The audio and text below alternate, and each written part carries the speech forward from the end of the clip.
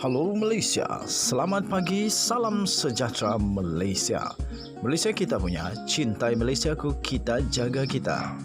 Sebelum kita mulakan berita hangat pada hari ini, untuk anda yang baru pertama kali, silalah untuk sudi tekan butang subscribe, like dan share.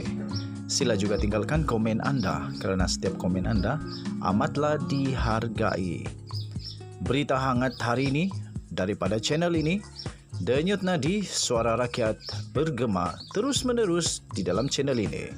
Setiap hari kita membawakan berita-berita terbaru yang pastinya dinantikan oleh seluruh rakyat Malaysia. Kita akan mulakan berita kita. 1, 2, 3. Berita mula sekarang.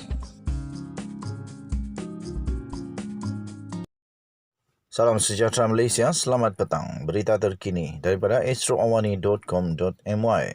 Berkenaan dengan kes rayuan akhir daripada bekas Perdana Menteri Malaysia Datuk Seri Najib Tun Razak dengan kes sabitan bersalah SRC International RM42 juta.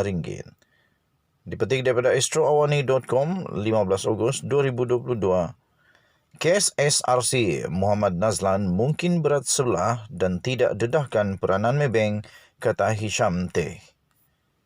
Putrajaya, pengetahuan Datuk Muhammad Nazlan Muhammad Ghazali mengenai penubuhan SRC International Sdn Bhd pada tahun 2010 dikuatiri boleh menyebabkan alasan penghakiman beliau terhadap Datuk Seri Najib Tun Razak sebagai berat sebelah.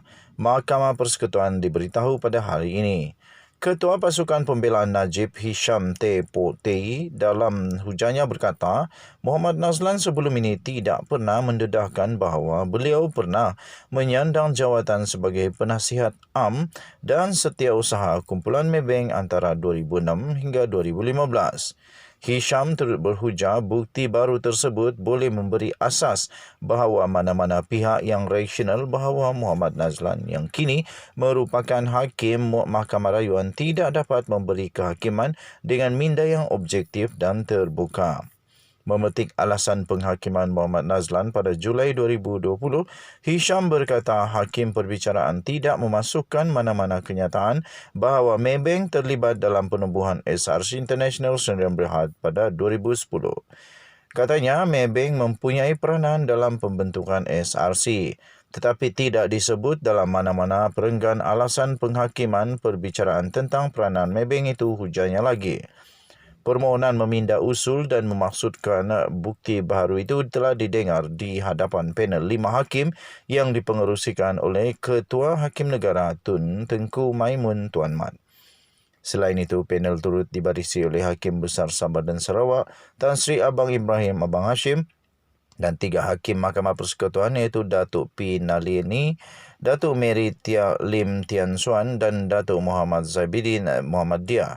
Dalam hujannya, Hisham turut memetik keterangan daripada Suruhanjaya Pencegahan Rasuah Malaysia ASPRM oleh Zain Azhari Zainul Badur bahawa saksi itu pernah menasihati Wan MDB One Malaysia Development Berhad untuk menubuhkan SRC International sebagai sebuah syarikat khusus bagi tujuan perolehan aset strategik. Untuk rekod, Zain Azhari merupakan pengarah dan ketua projek penasihat kewangan bagi Maybank Investment Bank Berhad. Hisham berkata keterangan itu diperoleh pihak pembelaan sekitar Mei tahun ini dan kerana tiada hujahan balas daripada pihak pendakwaan berhubung kenyataan itu, ia telah memenuhi kriteria di bawah Seksyen 93 Akta Mahkamah Kehakiman 1964.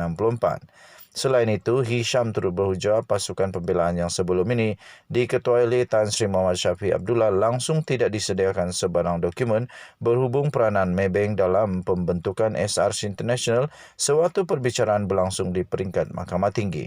Memandangkan ia juga tidak menerima sebarang hujah balas daripada pihak pendakwaan, Hisham menegaskan perkara itu juga memenuhi kriteria di bawah Seksyen 93. Katanya lagi, jika pasukan pembelaan mengetahui tentang perkara itu lebih awal, maka mereka sudah tentu akan memohon Muhammad Nazlan daripada terus menjadi hakim perbicaraan. Atas hujan tersebut, Hisham berkata pasukan pembelaan mendapati terdapat kecenderungan untuk memberi penghakiman yang berat sebelah terhadap anak guamnya susulan pengetahuan yang diperolehi oleh Muhammad Nazlan sewaktu masih bersama dengan Maybank. Untuk rekod Seksyen 93 Akta Mahkamah Kehakiman 1964 menyatakan dalam kes jenayah Mahkamah Persekutuan boleh mempertimbangkan tentang bukti baru untuk dibentangkan di peringkat Mahkamah Tinggi. Pasukan pendakwaan yang diketuai oleh Dato' V. Sintambaran memberitahu mahkamah mereka perlu sedikit masa untuk menyusun hujahan dan Tengku Maimun membenarkan prosiding berehat sehingga 2 petang. Bernama sebelum ini melaporkan sekiranya Najib gagal dalam permohonan ini, Mahkamah Persekutuan dijangka meneruskan pendengaran rayuan Najib terhadap sabitan kesalahan dan hukuman penjara 12 tahun serta denda 210 juta yang dikenakan ke atasnya oleh Hakim Mahkamah Tinggi ketika itu, Datuk Muhammad Nazlan pada 28 Julai 2020. Selain Hisham, bekas Perdana Menteri itu diwakili oleh peguam baru iaitu Datuk Zaid Ibrahim, Liu Teck Huat dan M. Ruben. Pasukan pendakwaan pula diketuai oleh Sintambaram dengan dibantu oleh Timbalan Pendakwa Raya Donald Joseph Franklin, Sulaiman Ho Keng Fui, Muhammad Ashraf Adrin Kamarul dan Manjira Vasudevan. Sekian berita, salam sejahtera Malaysia. Kita jumpa lagi, bye-bye.